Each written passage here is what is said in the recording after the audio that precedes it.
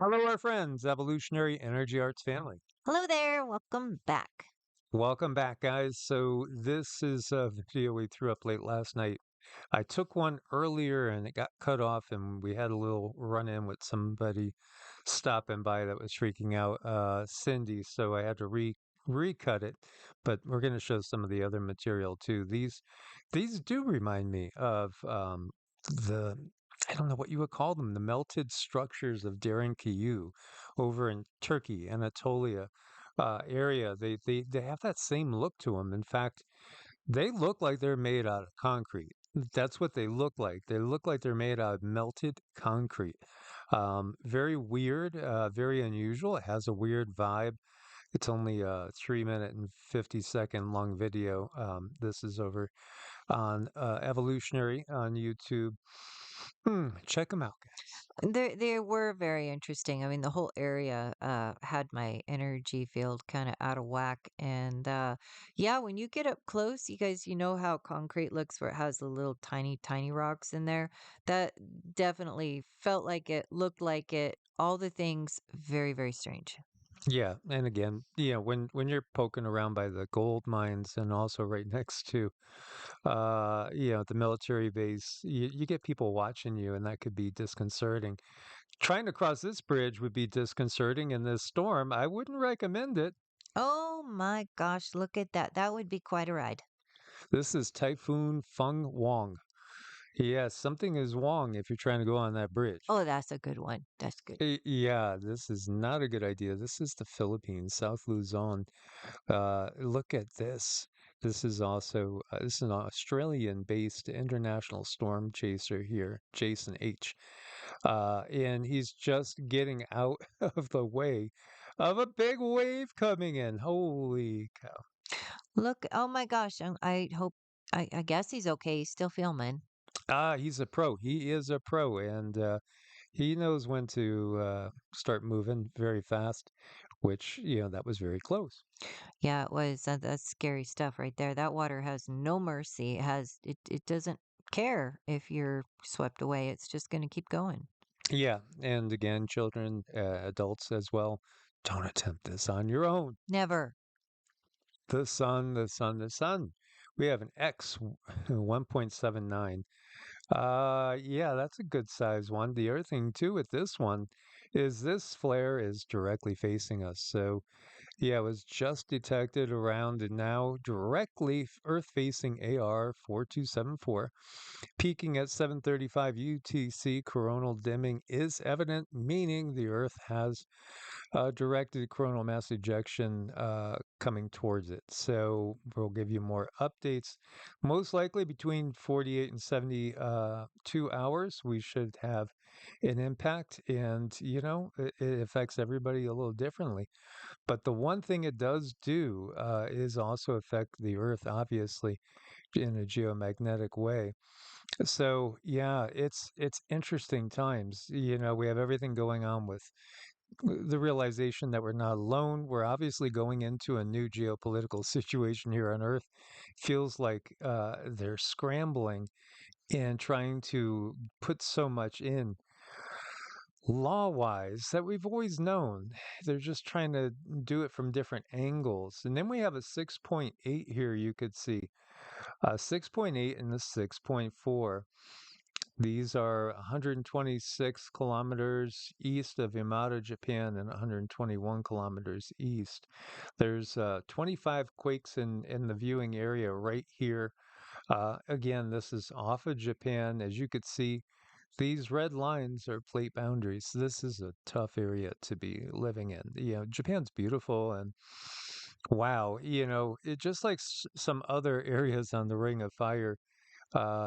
California, we have the San Andreas, we have Cascadia, we have so many different places that are just beautiful and people will live there, even though, there is the chance for major cataclysm. Of course, Edgar Casey and his visions, he saw the greater portion of Japan sinking into the sea.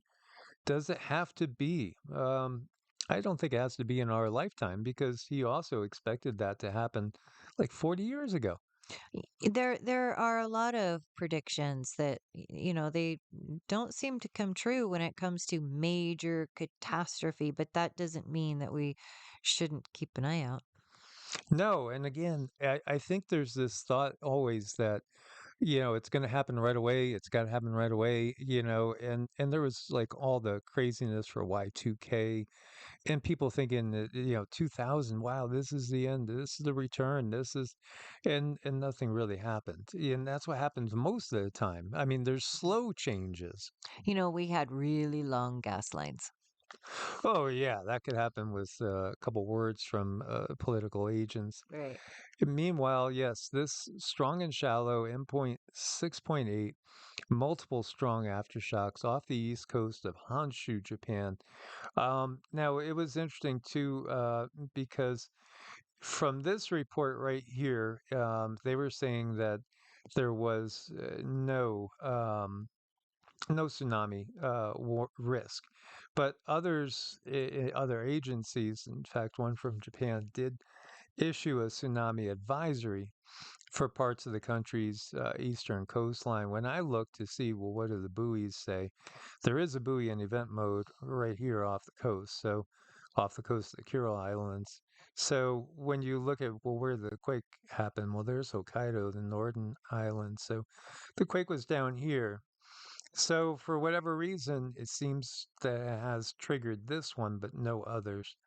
And that I think that's a good sign that there's not a whole bunch of them in event mode. But again, you always have to err on the side of caution. This is just in San Francisco. This is the Bay Area, and these rogue waves that you can get if you're sleepwalking or you're just texting somebody. You might not notice until it's too late. Now, thankfully, she didn't get swept out. She did get knocked on her butt. Yeah, we gotta be more present when we are out there. Definitely. I mean, it can get nasty quick. And as we were talking about all the revisions, everything that you're taught in school as if this is the way it is. Oh yeah, 1492, Columbus, the whole ocean blue. He discovered America, even though there was 100 million people on the continent that didn't know they were lost. Well, they discovered him lost. Yeah, exactly. But, this is just another perfect example. A new study published in the journal PLOS1 presents new evidence that the volcanic eruption of Minoan Thera, modern day Santorini, occurred before the reign of Pharaoh Amos I, overturning long held views of Bronze Age chronology. In other words, those things that you had to memorize in order to get your little gold star, get your A, whatever, again, system they were giving back in those days. It was all based on error. It was based on assumptions and lies. And this is yet again, here we go, upturning that which was taken as solid and set in stone.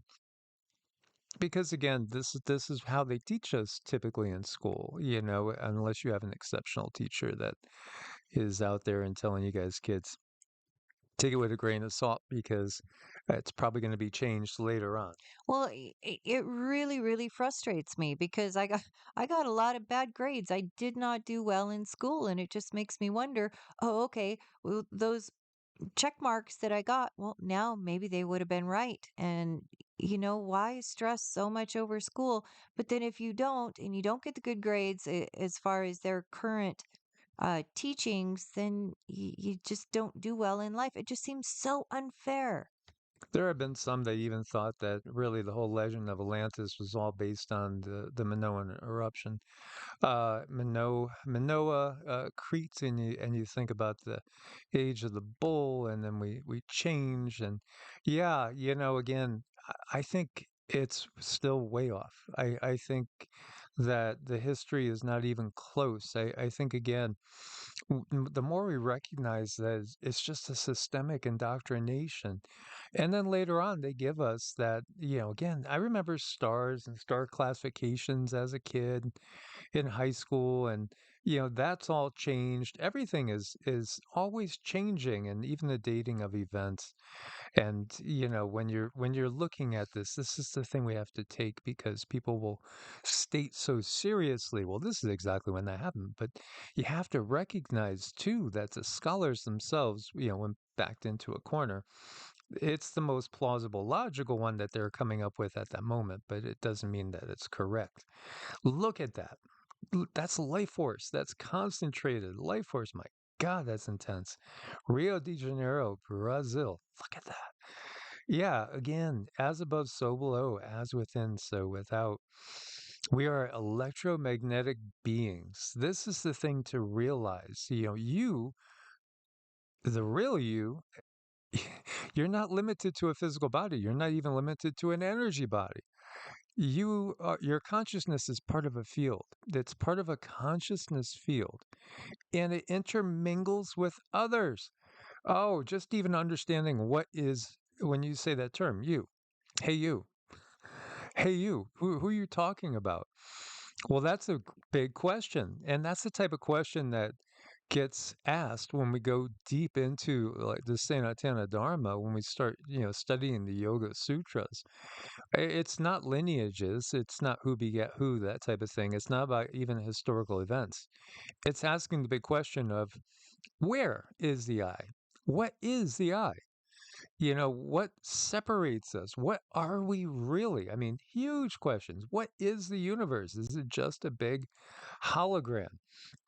Well, yeah. And ultimately, in the Sanatana Dharma, again, this record that's been given to us, I believe it comes from previous bronze, silver, and gold ages. When we're talking to ultra terrestrials that are benevolent in nature and truly will tell us the secrets of the universe, because they want us to grow up and be good kids. Plain and simple. They want us to be healthy, happy, harmonious, and understand that you're living as one cell and a part of something so much bigger. So it doesn't make any sense to act like a virus. It doesn't make any sense to be harming others, because ultimately you're only harming yourself. We're only making it harder on ourselves. And so when you look at things like this is talking about the biofield.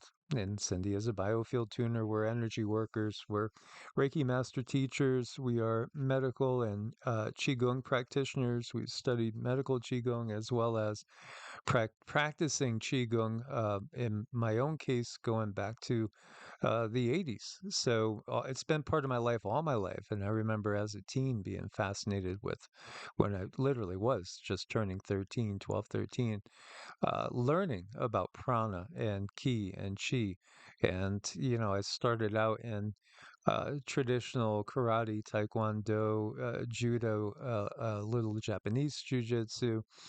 And, I remember saying to the masters, this chi, talk to me more about chi. And I was fascinated. So eventually, when I ruptured two discs in my back and was laid up as a 28-year-old, I just discovered the internal arts, and I went full deep into that, and basically changed all my priorities. It was all about developing the life force that became my number one drive.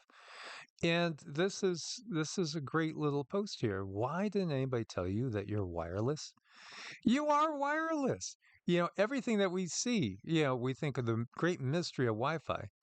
Why are we like mind boggled? We are wireless. We are wireless. And we can communicate wirelessly. Telepathy. It's just a given, guys. It's a reality. And the biofield is real, because now we have also machines that can measure this. And I've met many different energy workers that have used some of these machines in some cases to verify for people.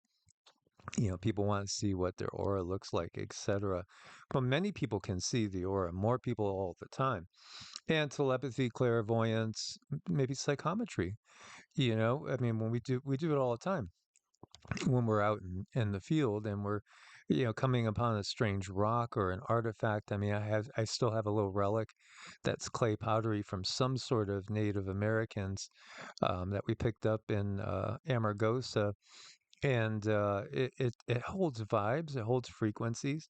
Some people can read, pick up an object and read the energy.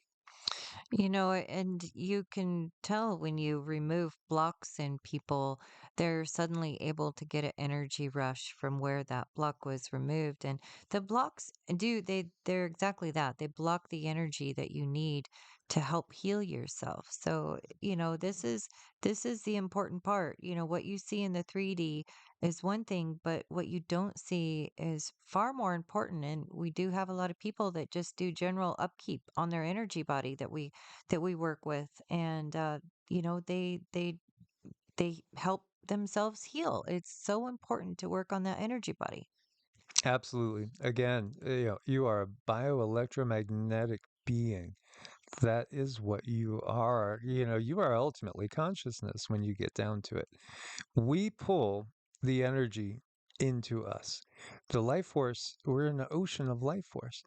And so, this is one of the greatest secrets out there is you're swimming in an ocean of life force. Why not utilize it? Why not draw it into your body, strengthen yourself, raise your frequency, raise your consciousness, and become truly the best version of you? Indeed. And we thank you guys for being part of this family. It's such an honor and a pleasure to see all your beautiful comments out there. Much love, source bless, and namaste. Namaste.